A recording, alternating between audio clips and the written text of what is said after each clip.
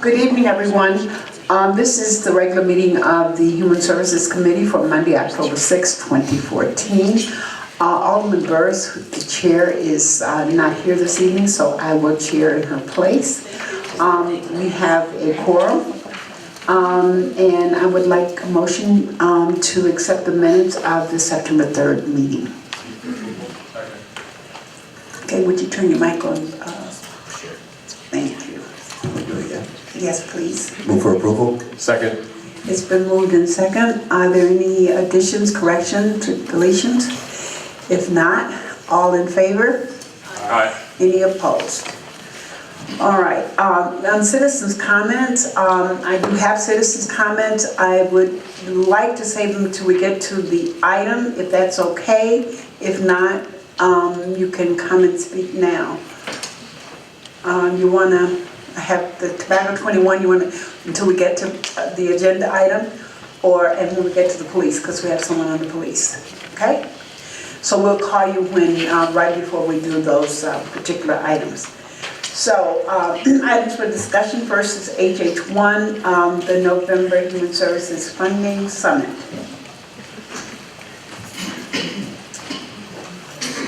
Do we have, yes, please.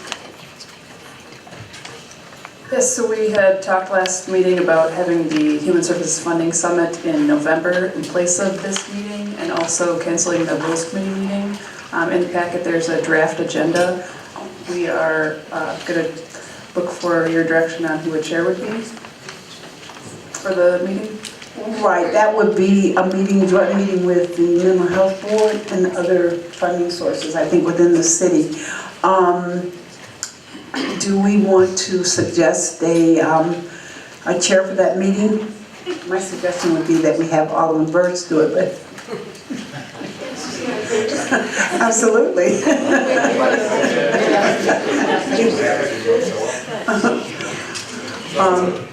That's a motion. All right, so we would move that Alderman Burns would chair that. Okay, thank you. We'll show her not to go to Paris, right? Okay, Alderman Grover. Thank you, Madam Chair. My question was, who else are we including in this summit, aside from the Mental Health Board and our township officials and managers? I know the and our health CDGD staff, and I'm not sure of other funding sources. I was going to say, is there a way to include then some of the agencies that are on the receiving end of the grant funding, the Evanston Community Foundation, which also has a hand in larger community-wide funding of human services and capacity building. I think there are other stakeholders, if you will, who would be interested and be able to contribute to our discussion of the city's role in this funding. Well, then maybe what we'll do is ask if we could send a note to the Evanston Community Foundation and all of the public service agencies that receive funding from these sources, if they would like to attend, and give them the time. And I think we agreed that we're going to start earlier, I believe, maybe 6 o'clock, 6:30. And perhaps if we invite these others to join us with the invitation, to pass along that invitation. So if they know anyone else who might be interested, so it could work the networks of human services providers and funders in Evanston. Absolutely. And United Way, obviously. United Way, absolutely. Has a role in funding the same kinds of services in Evanston, and we've seen changes in that level of funding over the last few years. Not a problem. Thank you. Okay, so that will be, for those of you who want to put on your calendar now, that is Monday, November 3rd, and we're going to start at 6:30. 6 p.m.? 6 p.m. Okay, the HH2 is the Animal Control Board report, and I believe that is, Commander Pickett, is that you? Good evening, Madam Chair, members of the committee. Tonight we have two presentations. One will be Meredith Reeves. She is the chair for the Board of Animal Control, and also Elisa Kaplan. She's one of our main volunteers. So while I have the opportunity, I just want to publicly thank both of them once again. And we have some other board members present, but I'll let Meredith introduce them. But I want to publicly commend the board and also our core volunteers for all the hard work that they have done. As you know, this is an unpaid position, and I've been in many meetings that they have attended, and they really do a lot of good work. So I just want to publicly commend them all. Great. Thank you. Thank you. Madam Chair, it has to be said that we thank Commander Pickett for all the time that he has. Absolutely.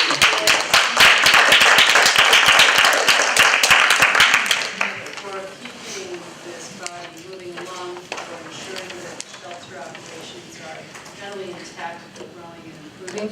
So, thank you, Commander Pickett. Sir, thank you. Okay, good evening, how are you? Well, thank Good. you. I'm going to introduce myself again. I am Meredith Reeves. I am the acting chair of the Animal Control Board. I'm also a local veterinarian. And I sit on this board with 5 other members. That includes Jill Cabot, who is over here. She is our vice chair. Our secretary is Alderman Grover. Also, Alderman Fisk sits on the board, along with, where are you? Diane Valletta, Ruth Ann Laddish, and I think that's it. Also present at our board meetings are Linda Teckler, who is an animal control warden for the city, as you know, and of course Commander Pickett, and we are grateful to the both of them for their continued service and their input. So far, we have all of our agendas and minutes on the city website, so everyone has access to those. We've had 7 meetings thus far, including today. And our first meeting was on August 4th, and we've met nearly weekly since then to discuss the status and direction of the Evanston Animal Shelter. We've included some of the more experienced Evanston Animal Shelter volunteers who are here tonight at a few of our meetings to consult with us on shelter business and to also help us determine the best course of action for the shelter going forward. Their input has proven invaluable for us. The shelter is currently being run by the animal control wardens, Linda Teckler and David Rose, and a team of very dedicated volunteers. Elisa Kaplan is here tonight and she'll be speaking to you following myself. The volunteers are doing a truly wonderful job of maintaining the shelter. They are responsible for animal care, kennel care, administrative duties, and animal intakes and adoptions, as well as a variety of other tasks. The board made a visit to the shelter in August and was very impressed with the cleanliness of the shelter, the attitude of the volunteers as well. We were very happy to see that the animals appeared to be very well maintained and content. The volunteers are actively growing the foster program, subsequently minimizing the length of time animals spend at the actual shelter facility. They are using social media to publicize new animal intakes and see that their adoption or foster is expeditious. There are 2 team members who act as medical liaisons and work directly with our veterinary care partners to see that any animal requiring medical care is taken care of quickly and efficiently. 3 specific volunteers, Kathy Roberts, Elisa Kaplan, and Vicki Pasenko, have kept our board very well informed. We have engaged in open dialogue about current happenings at the shelter and have welcomed their advice on how best to continue providing appropriate standard of care for the animals and maintaining the community service of a well-run animal shelter. The Animal Control Board has succeeded in creating a mission statement for the Evanston Animal Shelter, and we feel that it encompasses both the current role of the shelter and our hopes for its future role in the community. It reads as follows. The Evanston Animal Shelter is committed to providing compassionate and humane care for our community's abandoned, abused, and relinquished animals while finding them homes through rehabilitation, foster care, adoption, and rescue organizations. We further serve the community as a proactive resource for education, counseling, and support. There is an expanded version of this mission statement, which I won't take the time to read tonight, but it is available on the website. So I encourage you to go and look at it and see what we plan for the future, as well as what is already currently happening at the shelter under the guidance of the volunteers and the board. The Animal Control Board is in recognition of the fact that fundraising is an integral part of our shelter's sustainability and success. In our short time together, the board has approved a design for collection boxes. And thanks to Alderman Tendon for contributing his graphic art skills and helping us put together a great slogan and photo banner for the boxes. As a matter of fact,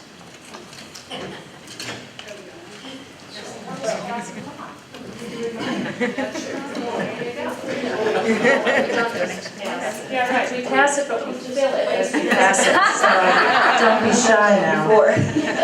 Right? We're going to hold you accountable. There are 50 boxes in total, and they have been and are continuing to be distributed to various retail locations in Evanston, Skokie, and Wilmette. In the past, this method of fundraising has proven very successful, and so we were quick to get the boxes designed and circulated in order to start raising money as soon as possible. The shelter volunteers are in charge of distributing the boxes and regularly collecting the funds from the boxes. It is the board's opinion that we need to establish a 501c3 nonprofit entity to act as a foundation in support of the financial needs of the shelter. We would like the committee's approval for this tonight, as we see the immediate need to begin going into the community for fundraising.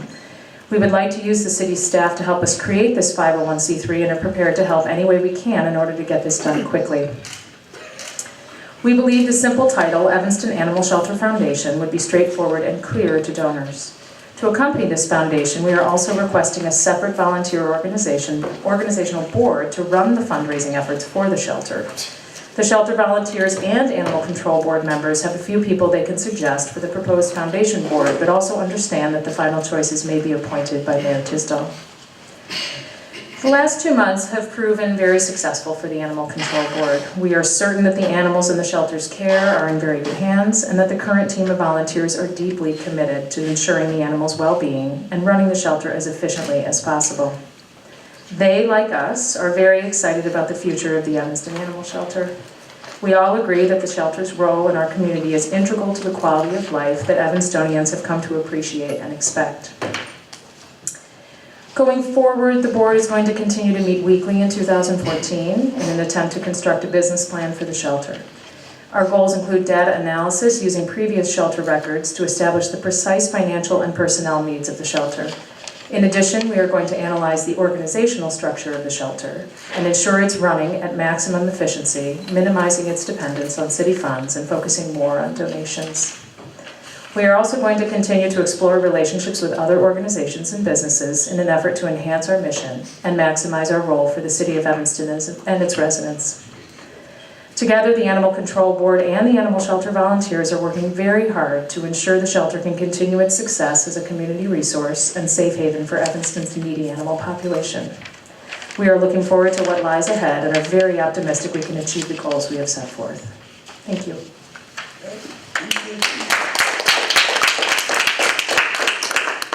Do we want to go to part 2 with your volunteers before we open up the questions? Okay, great. Thank you.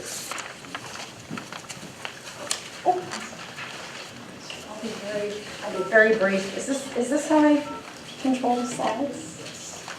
Yes? Okay.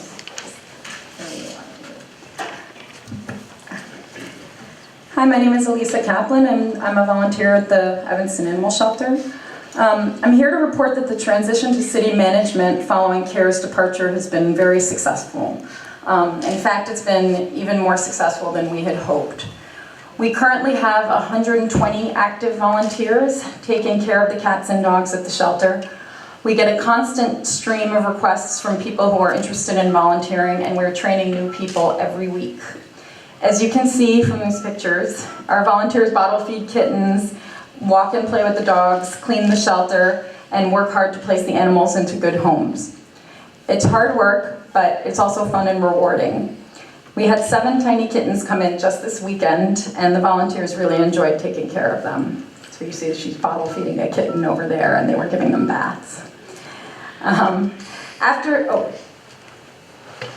After the transition in May, we placed a priority on getting animals out of the shelter and into safe, loving homes as quickly as possible. Because even the best shelter is no substitute for a home, this is the best outcome for the animals, and it conserves resources and volunteer and staff hours as well. We've done this by expanding our foster and adoption networks and going out into the community to spread the word about our shelter and about our animals. Here are some pictures of adoption events and the 4th of July parade that we've done both in Evanston and in different neighborhoods of Chicago. Since May 10th, we have placed nearly 100 animals in foster or adoptive homes. Our median time for getting animals out of the shelter is 12 days for cats and 18 days for dogs. 12 days for cats and 18 days for dogs. For most animals, this includes a mandatory 7-day stray hold during which the animals aren't available for adoption. This means animals are staying in the shelter for less than half the time that they were before the city took over. It's more like a third of the time, actually. In addition, the shelter has not euthanized a single dog since May 10th. Yet because our adoption rate has gone up, our kennels have not filled up. There are currently only 8 dogs in the shelter out of an available 23 cages. We have been touched by the outpouring of support from the Evanston community. The shelter is busier than we have ever seen it in all our years of volunteering. The lobby is bustling with potential adopters, volunteers, and foster families. Children come in who have raised money from the shelter, for the shelter from lemonade stands or birthday party donation drives. We recently received a significant donation from a local businesswoman to update our adoption room. People want to help, and we've opened the doors and welcomed them in. We want to thank the volunteers and the members of the Evanston community that have made this transition a success. The volunteers would also like to thank the city and the Evanston Police Department, especially Commander Pickett. Without their support of the shelter and the animals, none of this would have been possible. Thank you.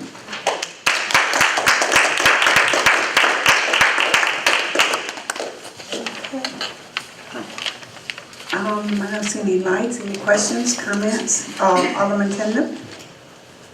Thank you. I have a couple questions. I'm not sure who will answer these, but we had talked about, I guess, a couple things. The not-for-profit status, if you are beginning to get major donations, we, as far as I know, do not have a not-for-profit status, and that is, for some people, important. Am I wrong about that? Yeah. Oh, we do have one. Yeah, sure. The way that we understand it is the city works as a nonprofit for the purpose of charitable donations. So donations to the Evanston Animal Shelter are indeed tax deductible under federal tax law if they're donations to a municipal organization. What Dr. Reeves was talking about, though, is needing a formal fundraising arm for the Evanston Animal Shelter, and that would be organized as a formal 501c3 foundation to not only manage donations, but also run events, do the magnets, t-shirts, that kind of thing that would normally be part of a fundraising foundation. I think the Animal Control Board has discovered that it's not so interested and perhaps doesn't have the skill set for fundraising. We would like to have a formal 501c3 organization do that on behalf of the Evanston Animal Shelter. And so we'd be looking tonight for the committee's approval for a recommendation to council to get the go-ahead for a separate 501c3 animal shelter foundation. And that would be the entity that would be on the receiving end of the donations and do events and the kind of fundraising, donor development that the board itself is right now not equipped to undertake. Right, could I just add to that? That this board would be the major donor fundraising arm. When you're familiar with other rescue organizations in the metropolitan area, they do an incredible job of fundraising, and we think that's an untapped resource here in Evanston. So that's one of the focuses. And donations right now to the Evanston Animal Shelter, either through the collection boxes or eventually, or very soon, through a live link on the Animal Shelter's website, right now go to a fund within the city of Evanston, so they're in a designated fund for the animal shelter. So we are keeping them segregated, and it goes to a directed fund that the city of Evanston is keeping, but it's not in a 501c3 foundation type. Okay. I know we do list some of those funds on our water bill, I believe. Have we approached the city manager about doing that? We've got lots of ideas about how we can raise more money through events, through selling car magnets, doing recognition events, things like that. But the Animal Control Board is really tasked with managing the shelter right now, overseeing operations of the shelter, not doing the fundraising to support the shelter operations. But yes, that would indeed be things like that. Any ideas? With a few things in place, Yeah. I think we could certainly start to channel a lot of funds to the shelter. My other question was about inoculations. We sort of made a lot of noise about that during the talks previously, earlier this year, and that wondering what the status is for inoculating animals on intake, or are they quarantined, or has that improved since? Is there any official policy, or what is the status? Yes, it has improved.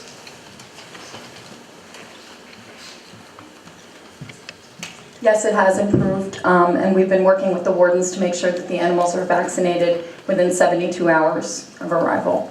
So far so good.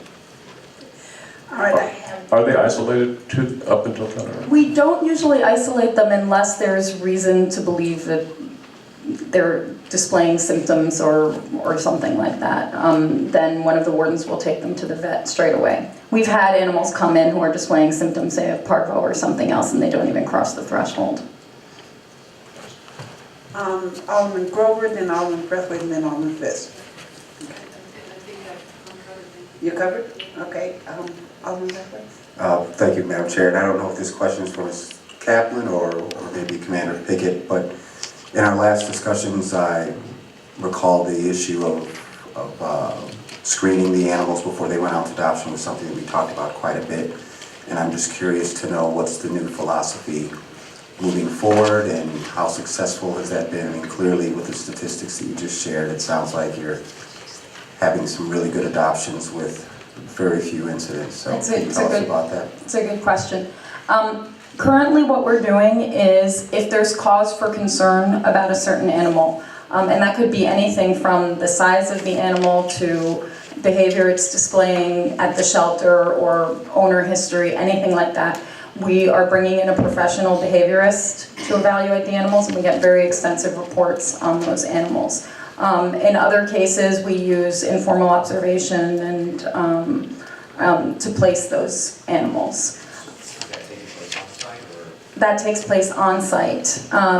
We are in the process of, we're actually next week supposed to go, we're going to a training workshop in Milwaukee that the ASPCA set up for us, where we're going to receive training in the ASPCA SAFER evaluation process. And after that, and there are a few more steps in between, and once the evaluation space gets set up, then we'll be able to do those evaluations on site. Alderman Fisk? One of the things that we didn't talk about was looking at the facility in a slightly different way. Now that, once it got cleaned out, it was amazing how much space there seemed to be when there didn't seem to be space before. And one of the buildings actually, when it was cleaned, I think is going to serve very nicely for an evaluation space and maybe small training. It's a brick building, separate from the shelter itself. It needs a new roof, so we've investigated putting operating roof windows in that will provide nice natural light as well as fresh air, but not detract the dogs from their training program. So there's lots of, I think, excitement about different ways that we can use the existing building. We'd very much like to have a cat room, for example, that has space for the cats to interact and play freely. That will be coming down the road. But this is the board is working really well, and I think it's wonderful to have the input of the volunteers because they're there every day. They can see the animals, they interact with the public, they can make recommendations to us and for our consideration. And it's just been a really very strong, very positive working relationship. And Commander Pickett is nothing but just the most wonderful person to work with. He's so patient, he's so tolerant of all these wonderful animal stories that we have to tell along the way. But he's been incredibly supportive, and so everyone's been great. I just can't tell you. You should come along and attend one of our board meetings. But it's really speaks so well for Evanston and of everyone here. So thank you all out there. Alderman Tindem? Thank you. If you haven't gone to the website, I do recommend it. I went on and I saw this beautiful little pup named Betty White. It made me chuckle. She's a great dog. The address is evanstonanimalshelter.net. One other question I have is about, I haven't heard much mentioned about the RFP. And I believe when we set this, when we set our new direction last summer, there was an RFQ set out to request qualifications from organizations that might partner with us. And that was, I think, to form the foundation of an RFP to receive proposals from organizations. And I'm wondering, it would certainly be my preference to do that sooner rather than later. I think we can defer a lot of things, a lot of personnel issues, and maybe a lot of costs by doing so, and wondering what the status of that is and how we go forward with that a little more quickly. Sure, I'd be happy to talk to that.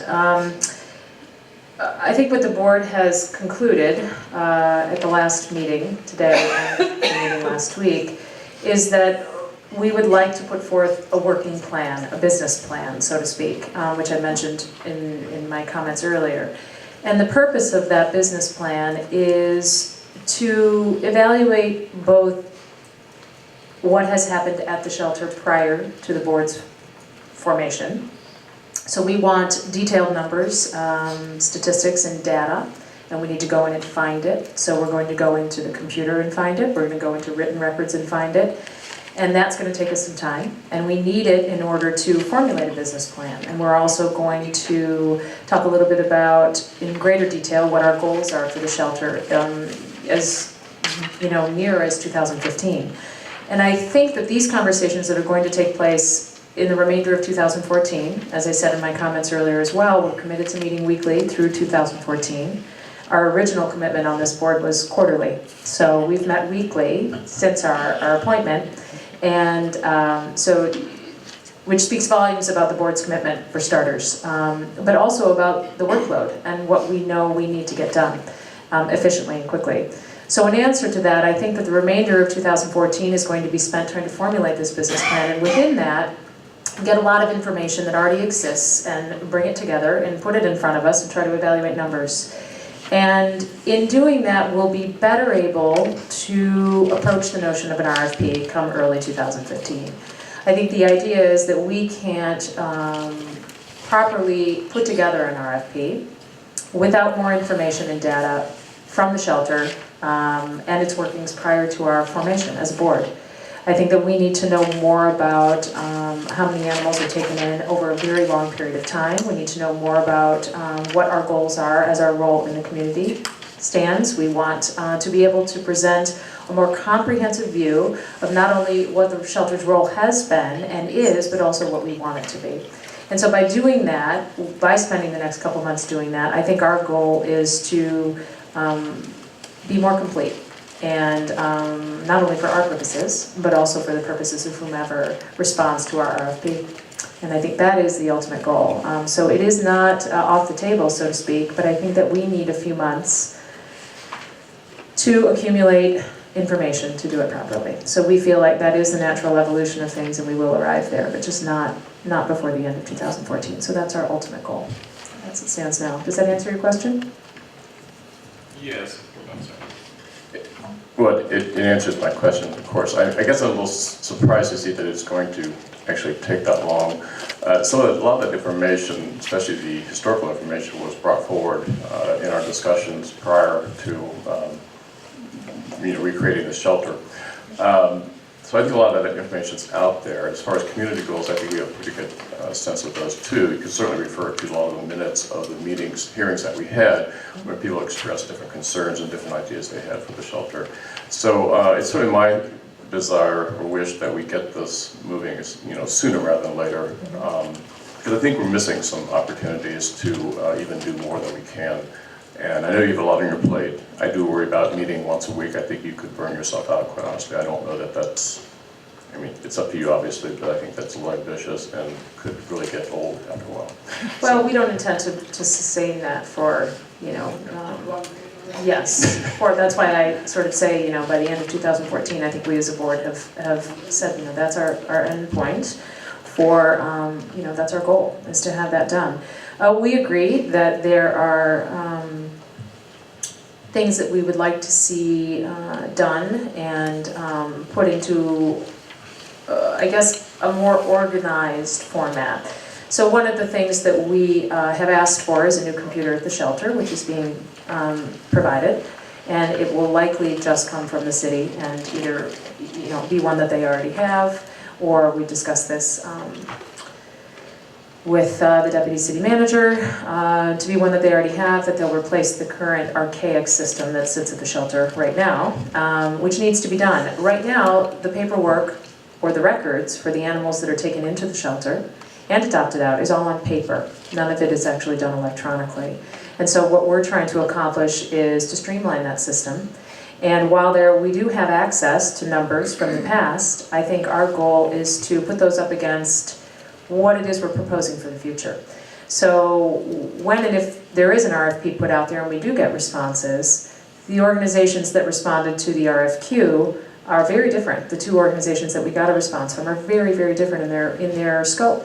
And so we figure that as an RFP, we need to have an idea of what our clear expectations are and how those organizations would fit into that. Because right now, anti-cruelty and SAFE are very different, as I said.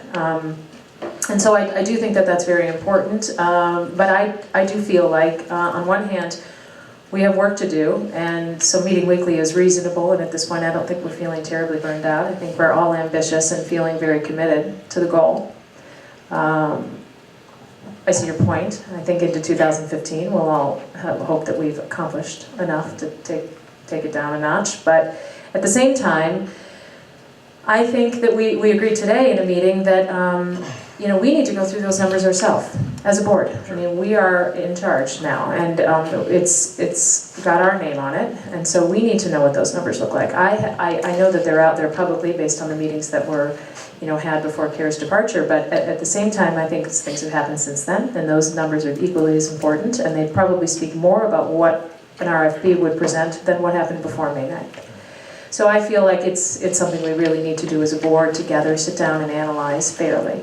And I feel like that is going to take us a couple months to do in conjunction with the remainder of business plan, which is more than just scrutinizing the numbers and talking about our community mission. It also contains information about marketing and money. We need to talk about fundraising, and we don't have a board, an organizational board in place right now that would be working with the 501c3 that we've proposed.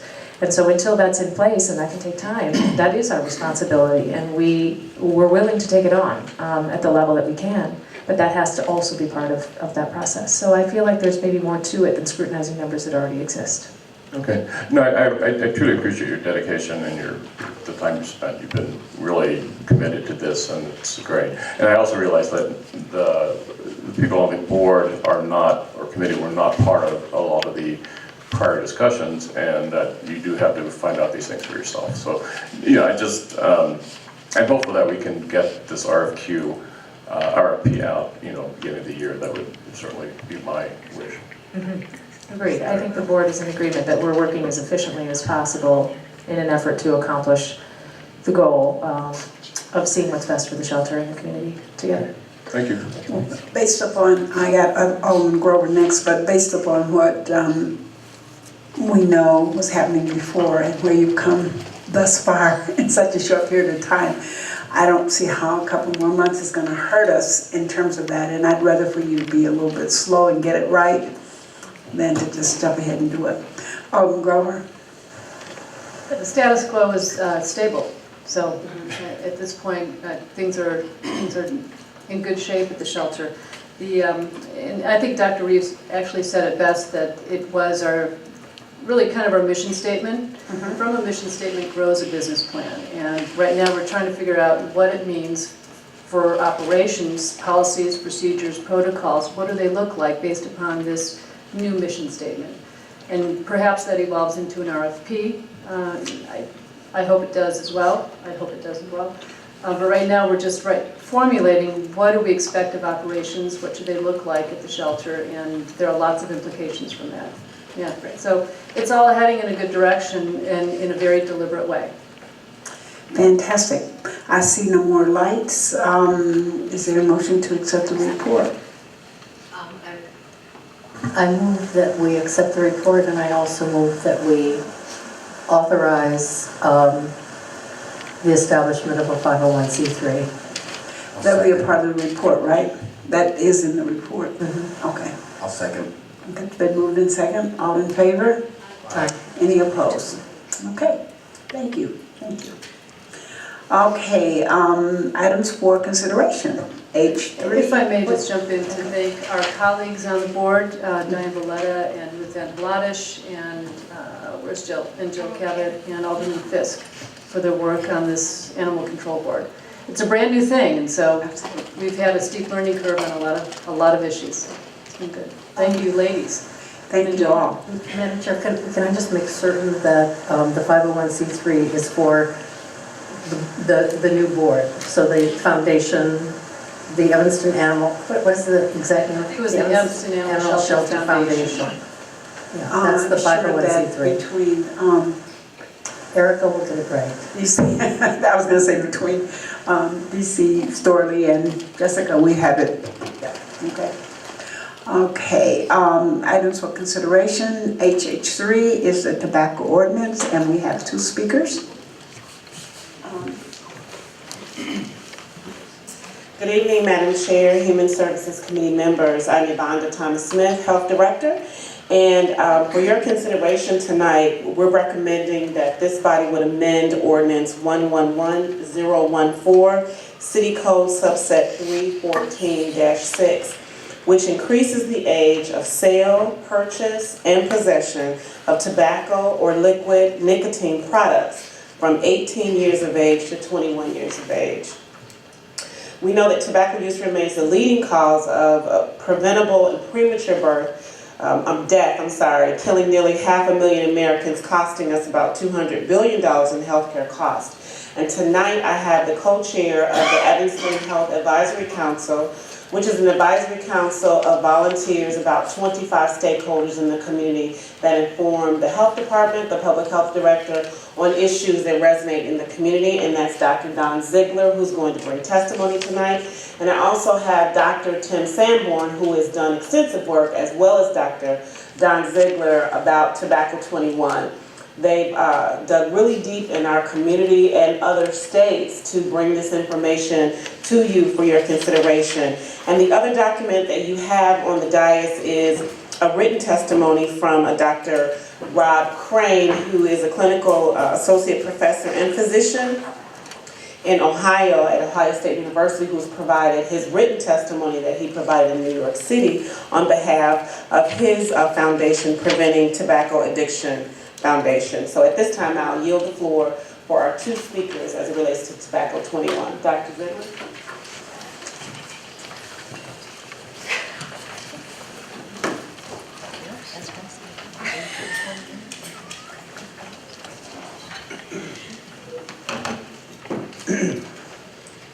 Good evening, Madam Chairperson, members of the Human Services Committee. My name is Don Ziegler. I reside at 1430 Elmwood Avenue. And I'm on the faculty of the School of Public Health at UIC and Preventive Medicine at Rush University.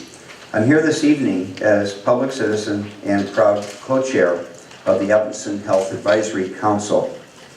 We know that tobacco use remains the major preventable cause of death in the U.S.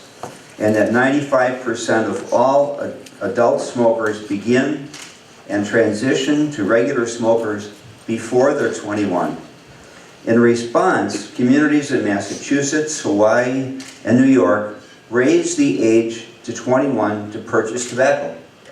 Tracking the impact, Needham, Massachusetts has cut in half its high school smoking rates since adopting the higher age ordinance in 2005. And that's dramatically better than neighboring cities that did not take similar action. According to our Health Advisory Council bylaws, our mission is not only to advise the health department here in Evanston, but also to promote community health, support and educate the community at large about health issues, and advocate for interventions to help achieve our health goals. Appropriately, the Evanston Health Advisory Council voted unanimously to recommend raising the age to 21 to purchase, but also possess and sell tobacco products and e-cigarettes. Historically, Evanston has been at the forefront in protecting public health and addressing the tobacco pandemic. As you may recall, we were one of the first communities in Illinois to ban smoking in public places, work sites, bars, and restaurants. Our leadership here in Evanston contributed to Chicago and the entire state going smoke-free. Recently, Evanston was also a leader in restricting the sale and use of e-cigarettes. Even though smoking rates among ETHS students have shown overall decline in recent years, an unbelievable 15 to 21% of our high school seniors still use highly addictive and deadly tobacco products. But we know now of another measure to address this issue. Namely, we call on the Human Services Committee and the City Council to adopt our Tobacco 21 recommendation. Let's make Evanston the first municipality in Illinois to protect our youth by raising the age to 21 to purchase, sell, or possess tobacco. The rest of the state of Illinois will follow us. Thank you.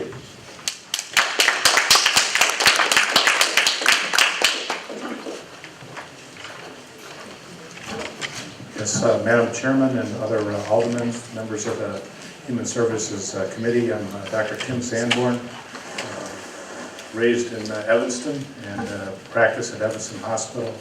I think the health risk of tobacco has been well summarized by Vonda Thomas-Smith and by Don Ziegler. The risk of not only heart attacks, but strokes, cancer, and respiratory diseases really contributes significantly to the healthcare costs nationwide. This age group is particularly susceptible to the risk of tobacco and nicotine in particular addiction. A number of studies have shown that the adolescent brain is more susceptible to nicotine addiction than adults. So that's why we're targeting this age range. Some concerns that may come up, are we going to lose potential revenue if we raise the age from 18 to 21 by losing this sale of cigarettes? The counter to that is that this age range from 18 to 21 only represents about 2% of cigarette sales in the United States. So it's a very small percentage and potential for revenue loss for the city. So I think that and another concern is, are retailers going to go out of business because they're losing the revenue from selling cigarettes? So far, I mentioned a number of cities in Massachusetts that have approved this. When I spoke at this committee last May, I indicated that about 21 cities and municipalities in Massachusetts had approved Tobacco 21 legislation. It's now up to 33 communities in Massachusetts that have approved this. And to date, no retailer has gone out of business because they can't sell cigarettes to children and adolescents that are 18 to 21. So I think the concerns are minimal, and certainly the benefits of doing this are really very significant. Thank you very much. Thank you. Alderman Grover. Well, as the parent of 2 Evanston residents who are 18 and 20 and fall within this age range, I have serious reservations about outlawing their ability to buy cigarettes and share them with their younger friends at the high school. I'm kidding, I'm not concerned at all. As a parent of 2 Evanston residents who are of voting age, but 18 and 20 years old, I have no regret about taking away their right to buy cigarettes in Evanston. I think it's interesting that CVS, a large corporate retailer, recently discontinued all sales of tobacco products in their, 7,700 stores nationwide. And they made the calculation that they would lose about $2 billion in annual sales revenue at those stores, but it would be offset by many larger, longer-term benefits to the corporation if they no longer sold cigarettes to anyone, much less in that 2% of sales to purchasers between the ages of 18 and 21. How many, 30-some communities in Massachusetts and Columbia, Missouri, and Hawaii, and I heard about Suffolk County in New York, perhaps we can take this step too. We won't be alone, and we may be the first in Illinois, but there's adequate precedent that is data-based on this having a positive effect. I see no other lights. Is that a motion? Oh, no, we don't. Wait a minute. Hold on one second. I need to go back to my agenda. And I have to mention too, that, you know what I found at home the other week? Was my 14-year-old brought an electronic cigarette, a vapor cigarette home, and he didn't know that it was a nicotine delivery device. He thought it was really flavored vapor. So just to show you that, you know, it's infiltrating, and the younger consumers don't realize what it is. I think we do need a motion to move this on. I believe we do. So is there a motion? I move that we recommend to council to amend ordinance 111-014, City Code subsection 3:14-6, to increase the age of the sale, purchase, and possession of tobacco or liquid nicotine products from 18 years of age to 21 years of age. Is there a second? Alderman Fitz, do you want to speak? Yeah, I just have a question. Commander, maybe you can answer this. How do we enforce that? If someone is smoking on the street and they look to be under 21, what's the enforcement? Well, like juveniles that we found in possession, we can't charge them. It'd be a little, like especially with somebody 18 to 21, normally you want some type of probable cause to approach them anyway. But if we see somebody smoking and we think, or we assume that they are underage, we can't stop them. And that's what we do with juveniles. That And that's a ticket? Uh-huh. Oh, yeah. Okay. Yes. And what about the stores that would sell? Yeah, they'll get cited also, because once in a while we do alcohol and tobacco stings. Got it. Right. And we do that quite often. And we'll send some kids in there to see if they're getting ID. And if the store owner sells to them, then they are cited and they have to go to the adjudication hearing. But more interesting to me is that most of the younger under 18 don't purchase cigarettes anyway. They get them from their older friends. And so that's the whole idea of pushing this up to 21. I think that's the idea behind this. Okay, any other questions? No more lights? It's been moved and second. All in favor? Aye. Any opposed? Okay, thank you. Okay, the next item is HH4, and this is police complaints, and we have one speaker, Ms. Tarr.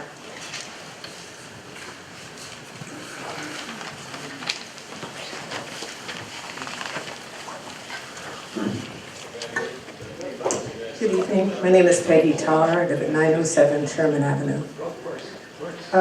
On September 24th at the City Clerk's office, I made a request for records under the Freedom of Information Act. I requested the minutes from the Zoning Board of Appeals for the CrossFit Exercise Gym at 2125 Ashland in Evanston. The date the gym opened at the Ashland address, police incidents and reports, and the age of the building at that address. On October 3rd, I picked up the Freedom of Information from the City Clerk's office. I received a copy of the Zoning Board of Appeals minutes, but I was denied copies of the other requested information. The denial of the request for public records under FOIA stated that the other information was denied because of number 3A, personal privacy, the specified records of private information. This denial was signed by Police Chief Eddington on September 25th. My question is, how can the denial of information about a public business be, quote, personal, end of quote? There have been allegations that this gym is used by Evanston police officers, but I would hope that if this is true, and I say if this is true, that would not make the police chief deny the information under the Freedom of Information Act. I know that the Evanston police issued a neighbor of that gym a ticket for trespassing when she went over to ask the gym to stop the exercise that was disturbing her in her home. Again, the gym is a business supposedly serving the public, so how was CrossFit staff able to convince the Evanston police that this neighbor should be ticketed for trespassing? And excuse me, I have allergies, I'm not that emotional about it, but I'm concerned about the actions of the Evanston Police Chief and Evanston police officers. They are perceived as being arbitrary and bullies. If the city of Evanston wants the community to respect and be cooperative with the Evanston Police Department, the Police Department and the Human Services Committee need to prove that they intend to serve the community fairly. And I don't mean fairly according to the bully code of ethics. Now, having said that, I want to say that I have met some really great police officers in Evanston. So I don't think that the whole police department is terrible. But I've got to say, I think the good ones are few and far between. And Commander Pickett, I just heard compliments about you from a resident today, so good. And as I said, I've had some good experiences with some of the officers. But I think that there's something going on in the police department that needs to be corrected, because the attitude of too many people in our community is very negative toward them. Can you repeat the address on that? I'll give it to you. It's 2125 Ashland. Okay.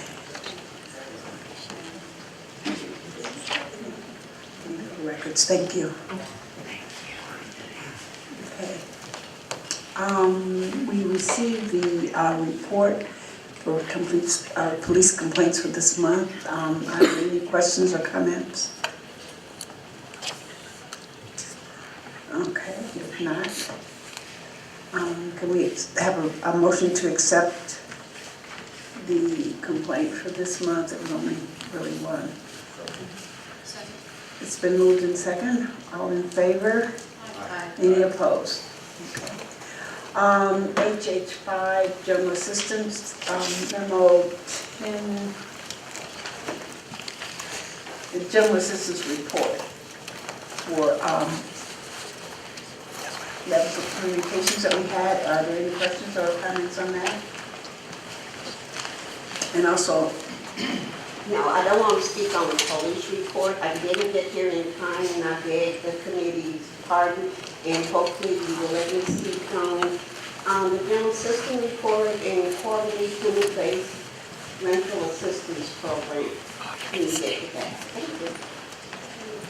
okay. Alvin Grove, do you have a? If we're on the township, I'll defer to Ms. Esther. Oh, okay. If she wanted to. Yes, because we're taking citizens' comments for the item, so you're lucky we haven't passed it yet, so go ahead. Thank you. My name is Betty Esther. I stay at 2031 Church Street. I have, well, one statement and then reference the report. I'd like to know when is the audit is going to be conducted, or has it already started, for the closeout of the Evanston Township, which occurred in May of 2014. We have the right, and I know I do, and if nobody else wants to know, I would like to see an audit conducted to determine how much was the total funds from the township conveyed to the city and the total assets conveyed to the city. It has now been 6 months. So I'd like to know when will that audit be conducted, and would like to have us receive a copy of it. Thank you. That take care of that. The report that was in there, I read it and it was interesting, and it gave figures, and it gave a worksheet. It talks about the things that they had done, the new partnerships that they had just signed with the Social Security Office, which, well, it's the Social Security Office, so it takes long. And they reference some of the claimants have claims before the Social Security Administration over a year. That's not unusual. But the thing that I have questions about and really kind of puzzling and trying to figure out, This report was from July the 1st to October the 1st. And it says that there was 43 new clients. Was these 43, it didn't say which month these 43 clients came on board. Was they the total from July to October or what? Then it said they had 701 previous clients. And they did not tell me which month, how many was in July, how many was in August, or how many was in September, or did part of these 700 goes as far back to from coming over from the General Assistance Program when it ended. It also stated that they terminated 28 people. And they gave the reason why they terminated them and everything. And they showed,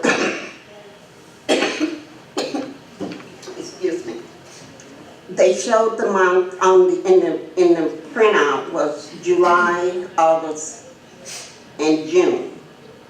Those 3 months. And those totaled up to 51 people being terminated. And they gave the reason why and everything. They gave one as being terminated because he was hospitalized on June the 19th, 2014. Now, we was told by the city manager and the council, and it had been reiterated, and they put it in ordinance and everything, that they was going to follow the program like it was kind of the guidelines set up under the Evanston Township. Thank you. Township. And if you read that, and it stated, if a person is hospitalized, he is not terminated. His benefit is put in suspension for all the time he's in the hospital, whatever, it's a nursing home or whatever, till he get out. But he's not terminated. So was this person put in a hospital that he's going to remain there forever, or was it a short time? If it was a short time, then he should not be on that report. The figures shows that they gave 106. They gave 6 EAS, and I guess that's supposed to stand for Emergency Assistance to People. That was the program that was for individuals that was not eligible for general assistance, but was the emergency assistance program that the city gave, the township gave to those individuals. And then they had 106 general assistance people that came. It's not really clear as to who is doing what. What is the number of people you have and why? We jumped from, in the last report when this township ended was 187 something, and we jumped to 701 clients without showing what month these increases occurred or what. The report is really vague. I guess that's all I can say about that. It's vague. It's not clear, and would like a little more clarification on it. And if I had a thing up there, I would show you more about it, but you know. Oh, we have it in front of us, so. I don't have it. Thank you. You want to respond, Director Thomas? Yes. Good evening, Yvonne Thomas Smith. I tried to write down all your questions so I can address them. As far as the number of clients in the general assistance, the software captures everyone that has ever been on general assistance. And so the 700 number is ongoing from when the township converted to the general assistance software. Unfortunately, people come in and out of the system and they are duplicated. We can't terminate someone out of the system permanently. So we have had clients to come back and join the program, and so they may be listed 3 or 4 times depending on when they apply. The software just calculates them. We have no way of taking them out permanently. And so that's the reason for that large number. As in terms of a client being hospitalized, any client that is receiving personal assistance, whether they're being fed, they have housing, the utilities, all of their needs are met. The General Assistance GA manual requires us to terminate them until they re-engage the system. The termination does not, they terminate their benefits for that benefit time, but because they're not sanctioned means when they're released from, whether it's incarceration, whether it's hospitalization, they can return to their benefits, and we restore their benefits at that time. So again, the termination is kind of, it represents areas of termination, whether it's hospitalization, and when clients share with us that that is the situation, whether it's incarceration or hospitalization, they actually go into like an in-process file, so they're not put in the larger pool of terminated from the program per se. And then they alert us, because we've had people who have been hospitalized and have returned to receiving their entitled benefits. In terms of the time frame, the service range, if you put in the system July 1 to October 1, it's going to capture all of the ongoing cases, it's going to capture all of the new cases. So the numbers for sanction and terminate, if you look at them, they will add up to the overall termination list. But this committee wanted to really understand why people are being terminated, so we teased that out and created that Excel spreadsheet to kind of give you a definition of what termination means. It could mean they've moved out of the community, they've self-reported to be removed from general assistance, and that could be because they've become employed, or their circumstances in their living situation has changed. Someone in the family home has become employed, and they're over income. So the actual participant may be terminated from the program because they're a part of a family unit. We've got couples and we've got families that we service, and when anything changes like residency, employment, and income, that may terminate that participant from the program. If someone receives a Social Security disability, and it does take a period of time, but what we learned is, unfortunately, some of those cases were pending because we failed to submit proper paperwork. When we submitted paperwork, we've had clients receive their Social Security benefits that they're entitled to, and the administrative office has been willing to reimburse the General Assistance Program. And if you see in the memo, we've gotten reimbursements for one client of $800, and then for 3 different clients of $23,000 that we've been received as reimbursement. So there was a lag in time of people getting their benefits, but they've been working with us to assure that we submit the correct paperwork so people can get their entitled benefits. Once we have that confirmed reimbursement check, then we terminate that client from the General Assistance Program.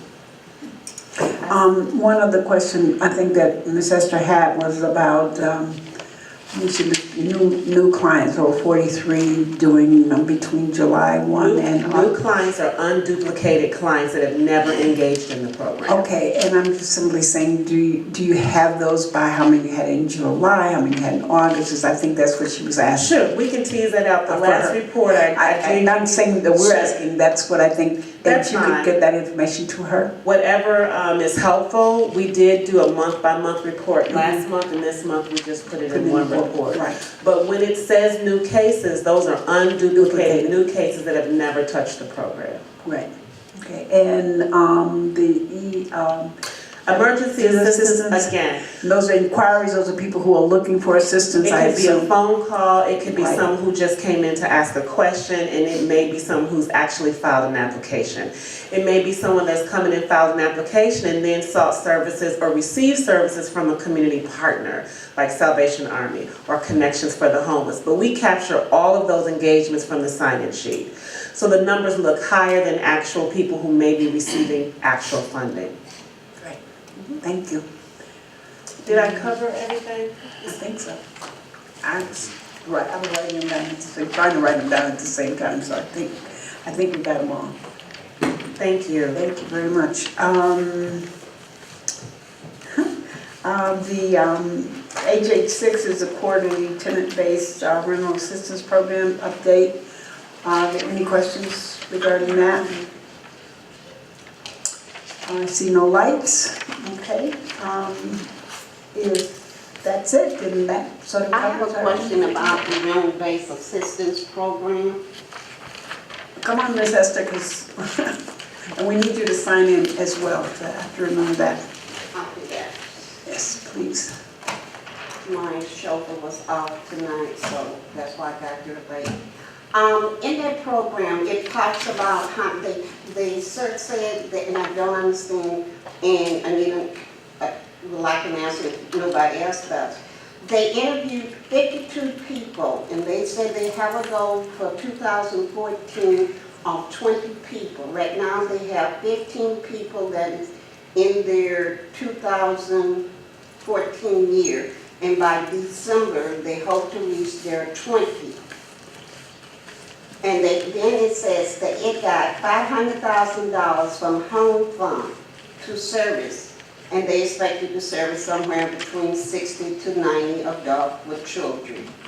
And they gave a figure that they said the average amount of money that they service for a family in a 20-month course period is $14,228.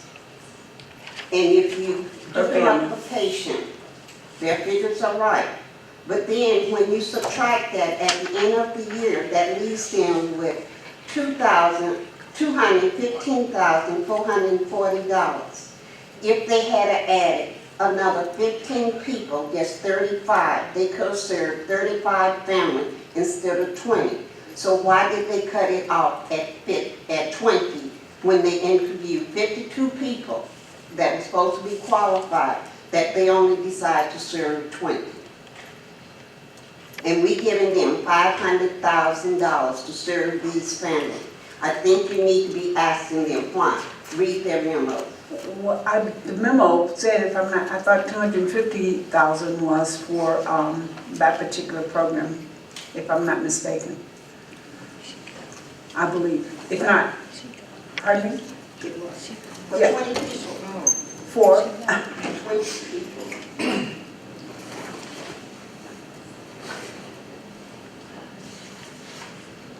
20 people, and each person's family. For 36 months. For 36 months is $500,000 for 36 months, not for 1 year.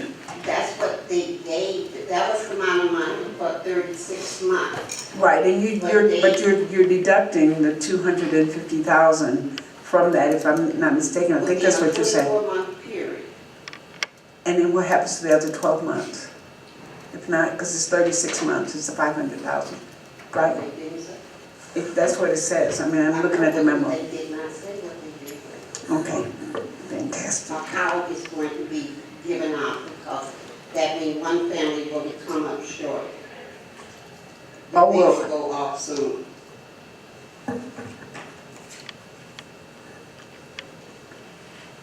Well, since we don't have the details of the families, we'll just have to ask Ms. Poole or Ms. Flack if they can give us additional information. If there's a family or someone who's making that kind of complaint, we need to follow up on that. But I No, it's think, public money, and I'm asking what are they doing with the public money? well, Because the numbers are not, the figures are not adding up. well, I'm not sure that they're not adding up, and that's what I'm saying to you. I'm not sure that they're not adding up. So we'll have to make sure that we're understanding the same thing that you're understanding. Because I'm hearing you say one thing and I'm reading another. That's where, unless I'm misreading it. I don't know, does anybody else see any difference? I think we can get more information from staff. We can get more information, that's what I'm saying. We'll get more information from staff to see if we're correct. Okay? Now that is our agenda for tonight. Is there a motion for adjournment? Second. We are adjourned. Well, it's November 3rd, there will not be a Rules Committee meeting of the Human Services Committee. The Human Services Committee will be meeting with the Mental Health Board and other agencies and funding sources within the city of Evanston, as well as other private funding sources, and we're asking all of the not-for-profits to join us for that meeting as well. Thank you.